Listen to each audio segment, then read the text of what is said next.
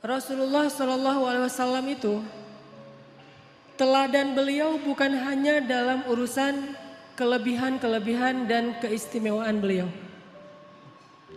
Tapi Rasulullah Shallallahu Alaihi Wasallam juga teladan justru dalam kekurangan dan kekeliruan-kekeliruan beliau. Karena Rasulullah Shallallahu Alaihi Wasallam adalah manusia, maka Allah telah mentakdirkan Rasulullah itu tidak selalu tepat, tapi selalu benar. Ini dalam bahasa fikih benar dan tepat itu beda ya. Kalau benar lawannya salah, kalau tepat lawannya keliru. Kalau benar bahasa Arabnya hak, kalau salah bahasa Arabnya batil. Kalau tepat bahasa Arabnya shawab, kalau keliru bahasa Arabnya khata'. Apakah Rasulullah selalu benar? Selalu benar. Rasulullah tidak pernah mengajarkan yang batil. Tapi apakah Rasulullah pernah keliru? Pernah. Rasulullah itu berbuat dosa? Tidak. Tapi lupa? Ya. Dan Rasulullah SAW teladan untuk kita bukan cuma ketika beliau tepat. Bahkan beliau teladan untuk kita ketika beliau keliru. Rasulullah SAW bukan cuma teladan buat kita ketika beliau ingat, tapi juga teladan untuk kita ketika beliau lupa. Nah, teladan ketika Nabi keliru, teladan ketika Nabi lupa, ini jarang dibahas. Padahal itu uswatun hasanah juga loh. Uswatun hasanah dari mana? Kalau kita lupa, kalau kita keliru, kalau kita salah, gimana cara kita untuk tetap on the track, tetap diridhoi Allah, tetap Allah maafin kita. Kalau kita salah, kalau kita keliru, kalau kita lupa, kalau kita silap, kalau kita berdosa. Caranya adalah kita harus meneladani Nabi ketika Nabi juga berada dalam kondisi yang sama, walaupun tetap Nabi lebih baik daripada kita. Buat saya, laqad kana lakum fi Rasulillahi uswatun hasanah. Bukan hanya ketika Nabi SAW sholatnya khusyuk, tapi juga ketika Nabi sholat lupa rakaat. Nabi itu pernah sholat harusnya 4 rakaat, lupa jadi 2 rakaat. Terus selesai salam 2 rakaat nih, kayak orang sholat qashar. Selesai salam, sahabat nanya, ya Rasulullah, apakah kita mengqashar sholat? Kata Nabi tidak. Memangnya kenapa? Kita sholat 2 rakaat loh Rasul. Kata Nabi beneran? Beneran. Tanya ke sahabat-sahabat yang lain, semuanya bilang iya. Kita tuh sholat 2 rakaat. Akhirnya Nabi berdiri lagi, takbir, melanjutkan 2 rakaat sholat yang tersisa dan menutupnya dengan sujud sahwi. Lupanya Nabi uswatun hasanah. Sehingga kalau kita mengalami apa yang pernah Nabi alamin, kita sholat lupa nih, maka kita punya teladan yang paling baik untuk memperbaiki kesalahan dan kelupaan kita. Oh, kalau saya kurang 2 rakaat, tinggal tambah. Tidak harus diulang dari awal menurut jumhur ulama. Uswatun hasanah. Dan bukan hanya itu, uswatun hasanahnya juga buat kita bahwa Nabi itu gak pernah sombong, gak pernah gengsi untuk mengakui bahwa beliau keliru. Itu juga uswatun hasanah. Kan harusnya Nabi itu yang dilihat itu yang ideal-ideal, yang keren-keren, yang istimewa ya. Begitu sekali keliru, Nabi kalau misalnya beliau bukan teladan, beliau nggak akan ngaku. Ah, kalian aja yang nggak khusyuk, kan saya nggak mungkin nggak khusyuk. Saya ini Nabi loh, masa kalian ngomongin saya salah? Nggak. Kalau kayak gitu, beliau bukan uswatun hasanah. Justru karena beliau lapang dada, besar hati, low profile, tawadu, dan mau mengakui kalau beliau memang keliru, disitulah uswatun hasanah dari Nabi untuk kita.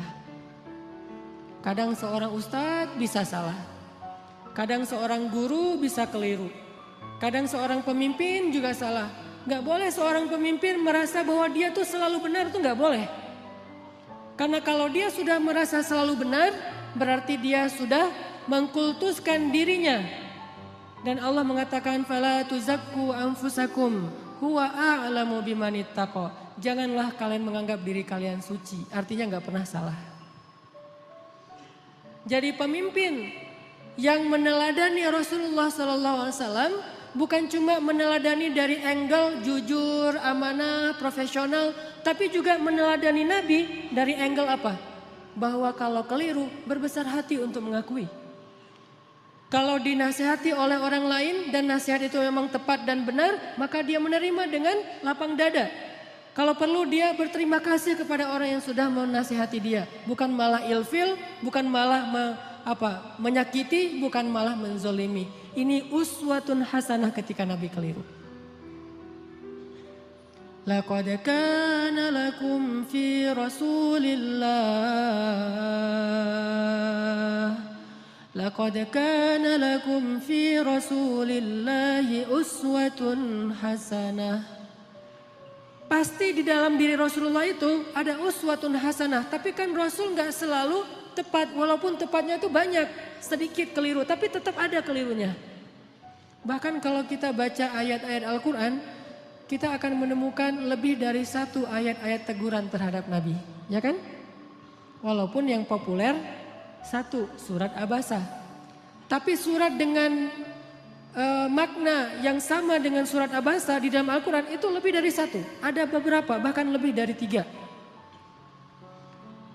Kenapa kok Nabi sampai kayak gitu? Biar kita bisa meniru Nabi kalau kita melakukan kesalahan. Seorang suami tidak selalu harus benar. Dan tidak perlu merasa gengsi mengakui kalau kali ini yang benar adalah istrinya. Buat yang udah punya istri. Yang belum punya juga belum tentu selalu benar. Kadang yang benar adalah teman kos-kosannya. Kadang yang benar adalah mantannya. Kan gak masalah kan? Kalau ditanya kenapa kalian putus? Gua gak sabar. Jangan, oh dia tuh emang gini-gini. Enggak. Kadang-kadang emang dia yang baik, kita yang waktu itu lagi terbawa emosi.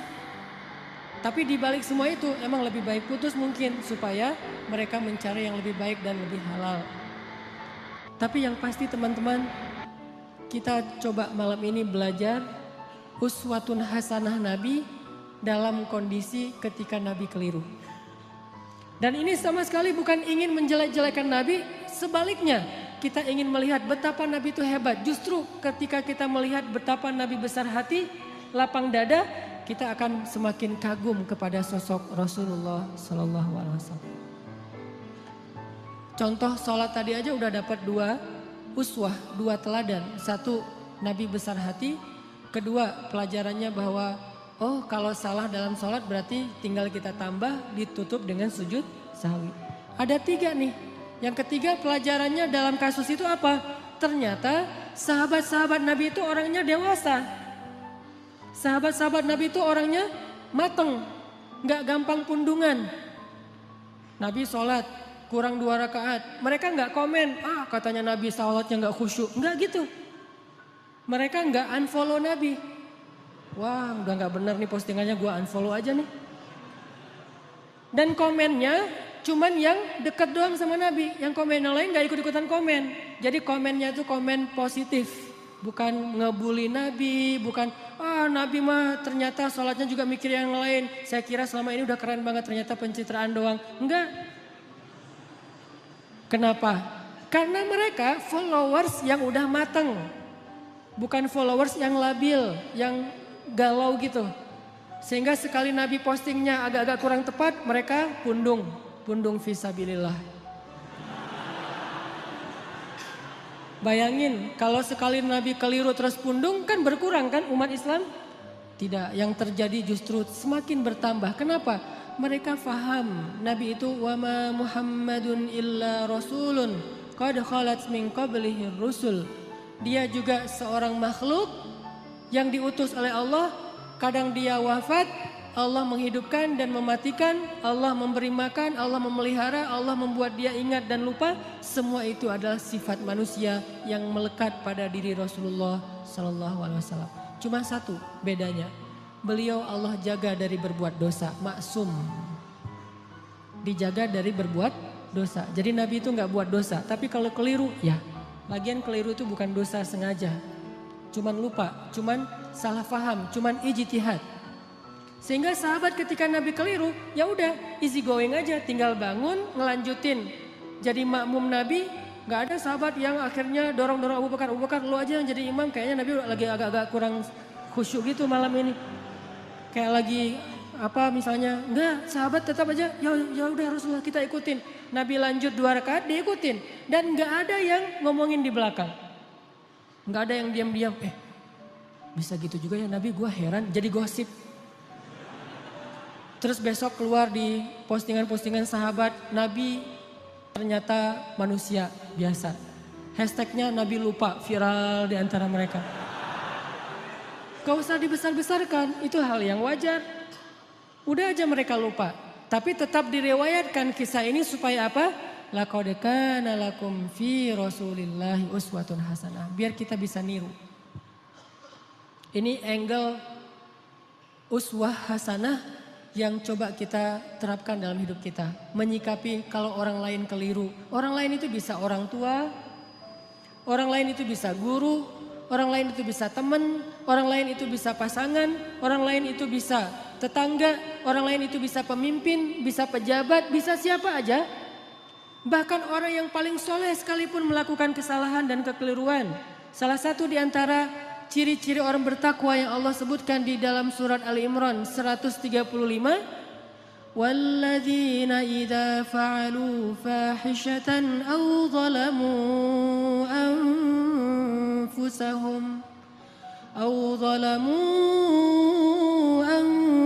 anfusahum dzakarullaha fastaghfaru lidzunubihim. Orang yang bertakwa kata Allah adalah orang-orang yang apabila melakukan kesalahan, menzalimi diri sendiri, atau melakukan fahisyah, dosa sembunyi-sembunyi. Coba, ternyata orang bertakwa juga bisa ngelakuin dosa, kesalahan. Bedanya apa? Zakarullah.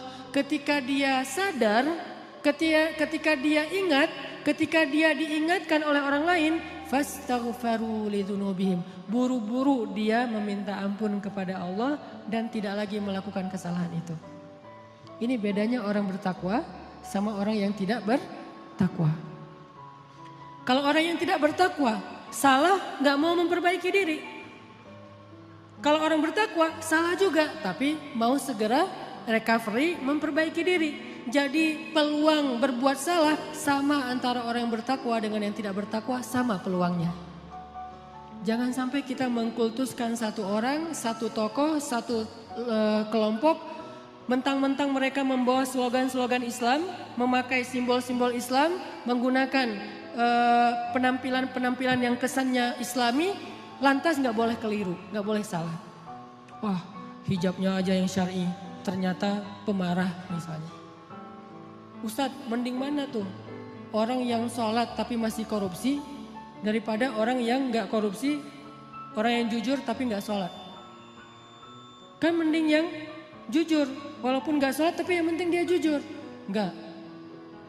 Orang yang sholat tapi masih korupsi, sholatnya berpahala, korupsinya berdosa. Orang yang jujur tapi gak sholat, jujurnya berpahala, gak sholatnya berdosa. Masing-masing mendapatkan sesuai dengan amalnya. Faman ya'mal mithqala dzarratin khairan yarah wa man ya'mal mithqala dzarratin syarran yarah. Jadi gak ada mending-mendingan. Tinggal nanti hisabnya di sisi Allah aja di akhirat. Apakah ini lebih banyak pahalanya atau ini lebih banyak dosa? Allahu a'lam. Yang jelas kita belajar sekarang gimana meneladani Rasulullah SAW ketika kita salah, ketika kita berbuat dosa, ketika kita keliru, dan juga ketika orang lain yang melakukan kekeliruan dan kesalahan itu. Teman-teman yang dirahmati Allah Subhanahu Wa Taala, belajar meneladani Nabi SAW itu bukan sekedar belajar mendapatkan wawasan tentang perilaku Nabi, bukan. Kita hafal ayat itu tapi tidak menjadi perilaku, tidak jadi karakter, nggak jadi attitude, berarti kita belum meneladani Nabi. Cuma hafal ayatnya doang nih. Kita hafal banyak hadis Nabi, kita baca banyak sirah, buku-buku tebal tentang sejarah Nabi, tapi tidak merubah attitude kita menjadi lebih baik seperti yang dicontohkan Nabi, kita berarti belum belajar dan belum meneladani Nabi. Cuman tahu doang. Itu namanya orang yang musaqqaf, orang yang berwawasan. Belum menjadi orang yang alim, orang yang berilmu.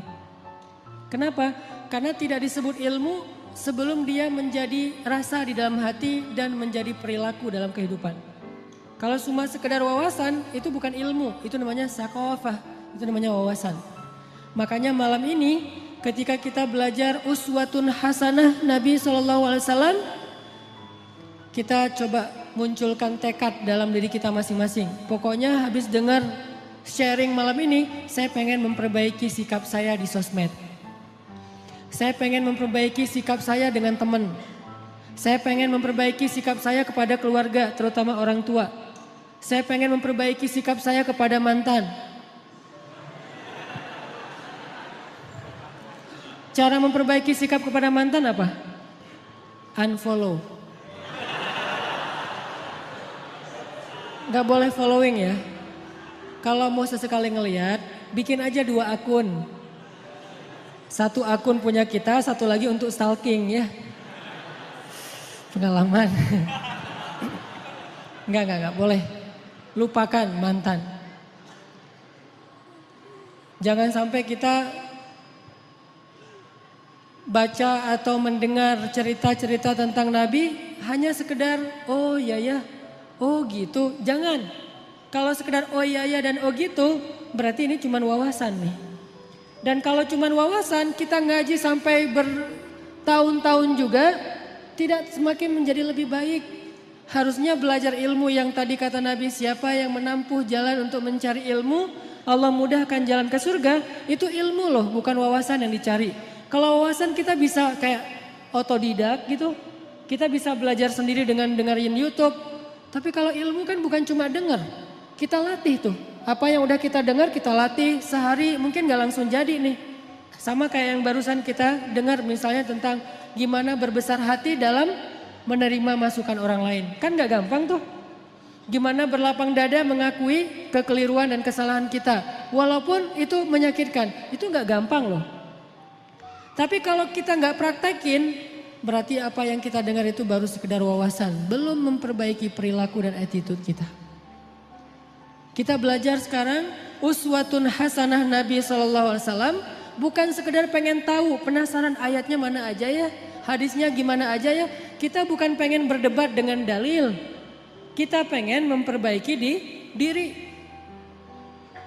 Tapi kalau kita pengen berdebat dengan dalil, kita akan lebih fokusnya ke dalil itu riwayat siapa, kemudian teks aslinya kayak gimana. Terus kalau perlu di capture, nanti kalau ada teman kita yang berbeda pendapat tinggal kita broadcast, kita share.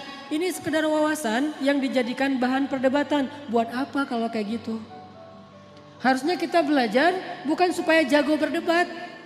Bukan kalau kita nanti berdebat dengan teman kita di grup, kita punya banyak argumen, dalil segala macam. Buat apa yang kayak gitu-gitu? Bahkan Nabi aja pernah mendengar sahabat berdebat di dalam Masjid Nabawi dilemparin debu sama Nabi. Jadi ada sahabat lagi ngaji nih, lagi baca Quran di dalam masjid. Kan rumah Nabi di sebelah masjid. Tadinya ngaji asik tuh seru. Bismillahirrahmanirrahim, baca santai. Lama-lama mulai terjadi keriuhan, kegaduhan. Nabi dalam rumah ngedengar kok udah mulai ada orang yang teriak-teriak ya. Kok mulai kayak ada orang yang marah-marah. Nabi keluar melihat mereka lagi berdebat tentang makna satu ayat.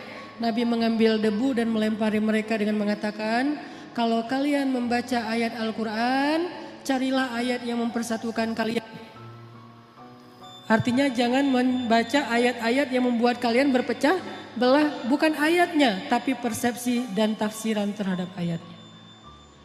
Jadi teman-teman, saya pengen magerin dulu nih bahwa yang kita belajar malam ini termasuk saya, kita niatkan untuk memperbaiki perilaku kita.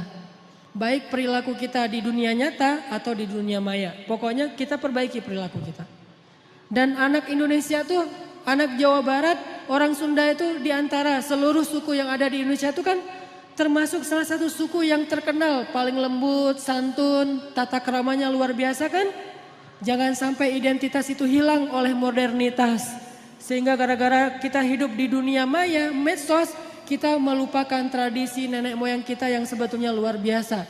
Kenapa tradisi itu harus pindah ke Jepang, harus pindah ke New Zealand, harus pindah ke negeri-negeri yang tidak mengenal agama? Harusnya tradisi itu tetap ada di negeri kita di negeri orang-orang yang beriman kepada Allah Subhanahu wa taala. Makanya kita perbaiki lagi. Karena saya beberapa kali jalan ke beberapa negara, rahmat dari Allah bukan karena hebat. Kalau orang lain mungkin jalan-jalan itu karena banyak duit ya. Ada yang bahkan sakit kepala dikit jalan ke luar negeri. Di rumah nggak ada bawang ke Singapura ya. Dah kalau saya mah alhamdulillah gratis diundang akhirnya ke luar negeri. Tapi diniatkan juga sekalian belajar, main, termasuk pencitraan ordai gitulah pokoknya. Jalan ke ke Jepang gitu. Kenapa orang Jepang itu attitude-nya lebih Islami daripada kita? Padahal mereka tidak membaca teks-teks agama karena mereka terus berusaha memperbaiki perilaku mereka. Walaupun sisi lain mereka banyak masalah sih. Jalan ke New Zealand, di Auckland misalnya. Itu orang-orangnya itu luar biasa, sangat menjaga perasaan orang lain. Nah kita punya teks yang sangat ideal. Punya teladan uswatun hasanah yang udah paling keren lah pokoknya. Nggak ada lagi teladan yang lebih keren daripada teladan kita. Emang ada manusia yang lebih keren daripada Rasulullah? Nggak ada kan? Rasulullah itu yang paling keren udah tuh. Yang paling teladan terbaik. Kalau teladan kita udah terbaik tapi perilaku kita nggak terbaik. Pasti ada masalah dalam kita meneladani Nabi ini. Bukan Nabinya yang nggak keren.